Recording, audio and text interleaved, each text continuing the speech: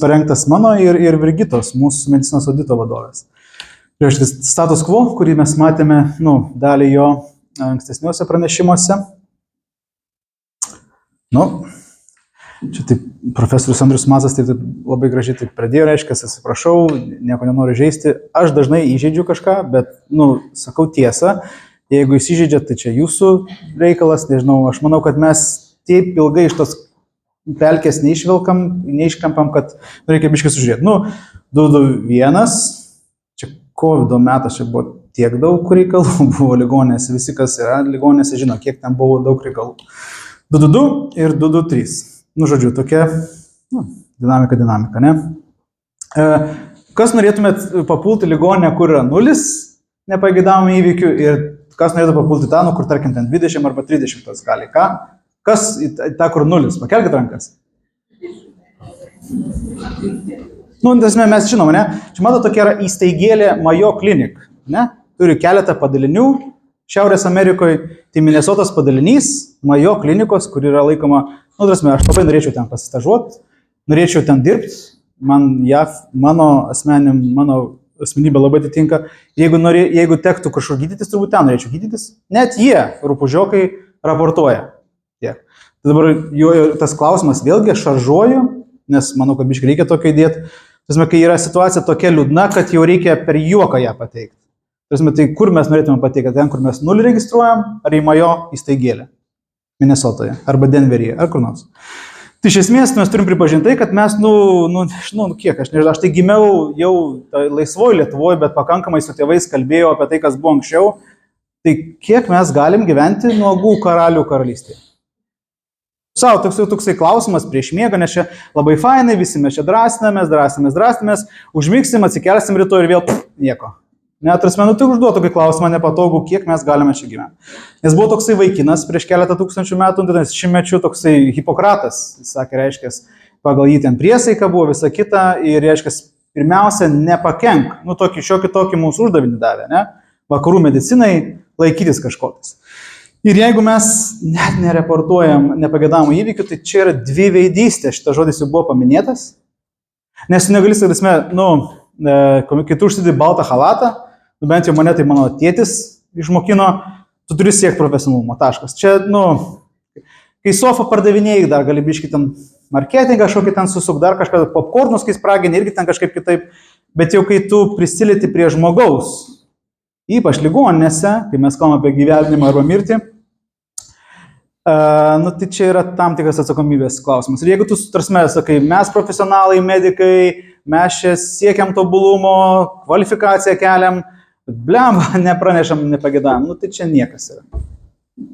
Niekas. Tiesiog niekas. Nevykėlė esam. Tyla, reiškia, pasiekė tikslą.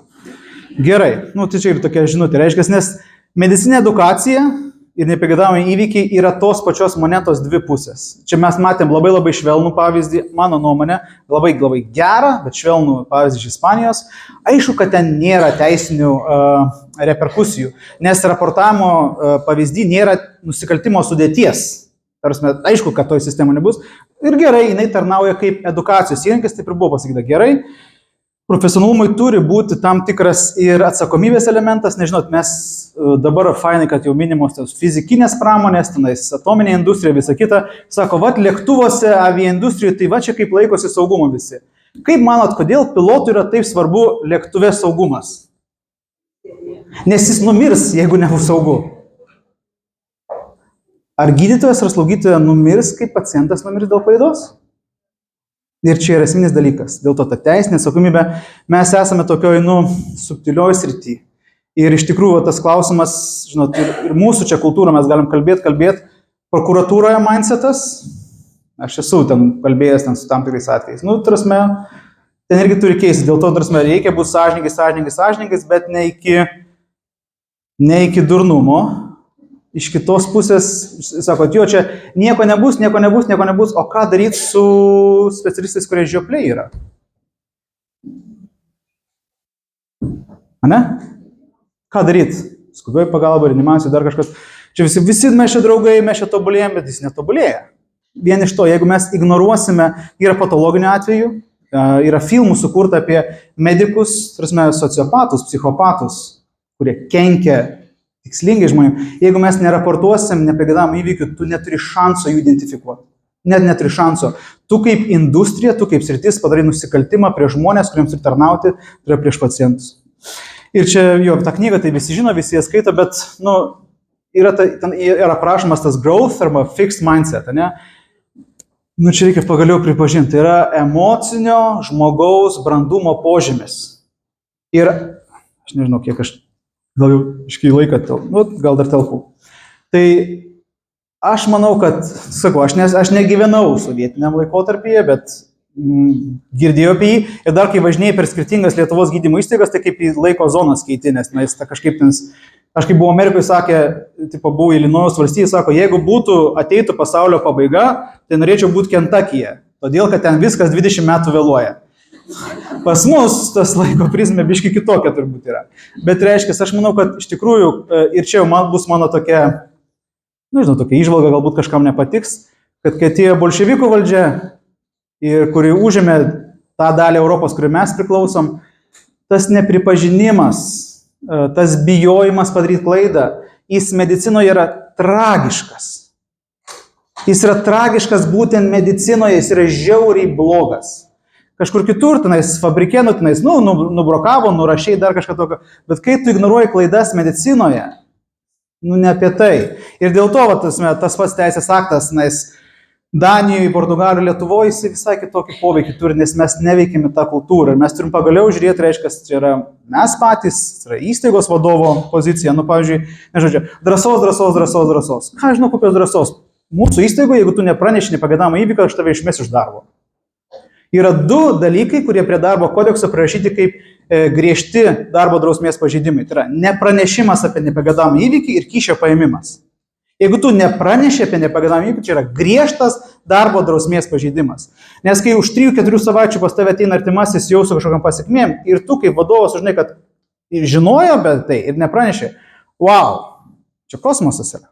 Ir dabar visi darbuotojai po to pasirašė, nes mes visi giliai suprantame, kad taip reikia daryti, bet ir taip darome, ir čia tos pačios korupcijos klausimas, kuria mūsų sektorius dar dėja yra persmelktas tiesiog per daug. Tai žodžiu, kai mes pradėjom registruotos, pradėjom rimtai tai žiūrėti,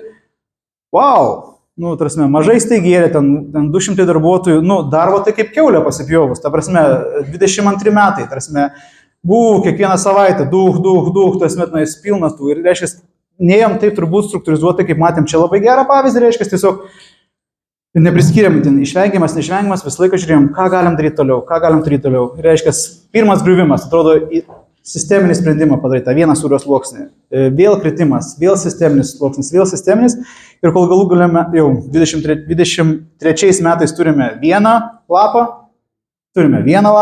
ir 24 jau tas lapas dar mažesnis reiškia, ir jau dabar tu lauki tos klaidos iš tikrųjų, ką dar gali padaryti geriau. Nes iš tikrųjų, jeigu tu būtum itin protingas, tai tu viską numatytum, bet realybė arba nepageidaujami įvykiai parodo, kur tu buvai žioplas. Nes, tą galima sugalvoti. Ir čia buvo labai labai geras pavyzdys, kai šitom procese dalyvauja ne tik medikai, aš nenoriu sakyti pacientai, nes mes visi esam žmonės. Jie tiesiog turi visai kitokių požiūrių, kaip spręsti tą problemą. Nes mes dėja per tos 10, 11, 15 metų moksluose, kaip biški suluošinami į vieną profilį esam. O sprendimų man labai patiko Kinecto pavyzdys, kosmosas. Tikrai reikės daryti slaugos skyriuje. Dažnis toks, koks yra visur, turbūt taip yra, čia nelabai įdomu, tai tie pavyzdžiai reiškia, irgi čia šiais metais pradėjom registruoti, nuvažiavam į fabriką, reiškia brasta auto, langai, dar kažkas tokio. Ir žiūrim, jų kasdienių susirinkimų lentoje yra vienas iš sekcijų – dienos be nelaimingų įvykių.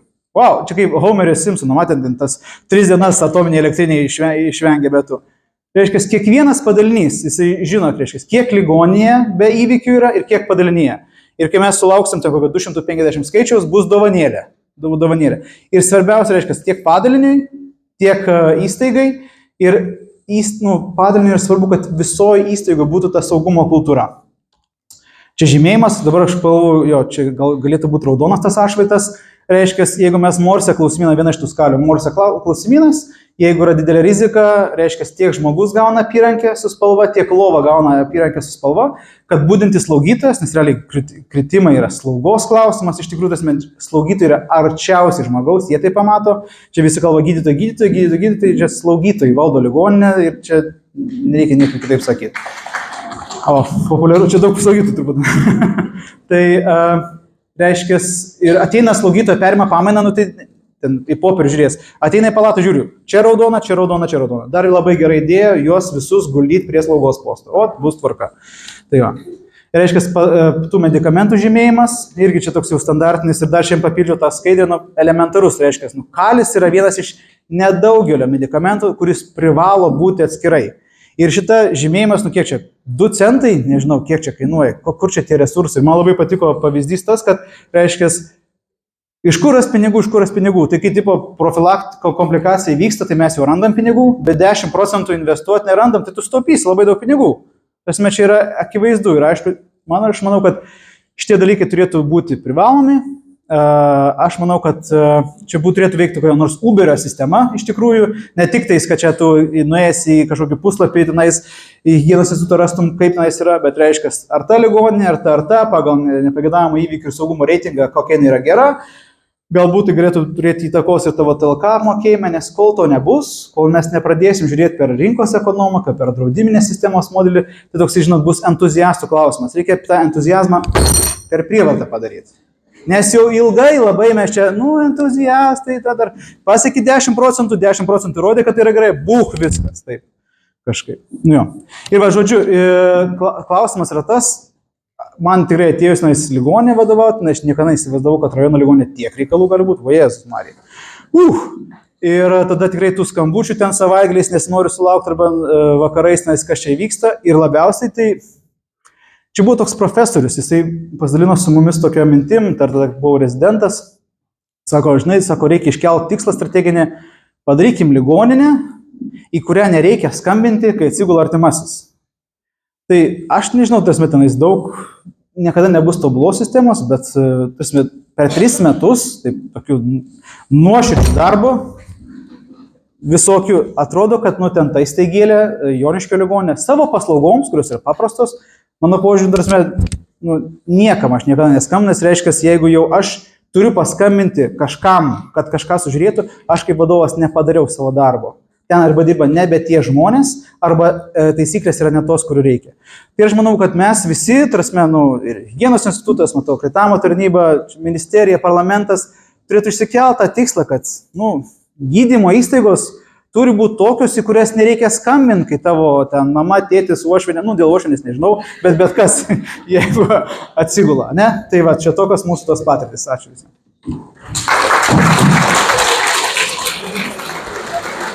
Thank you.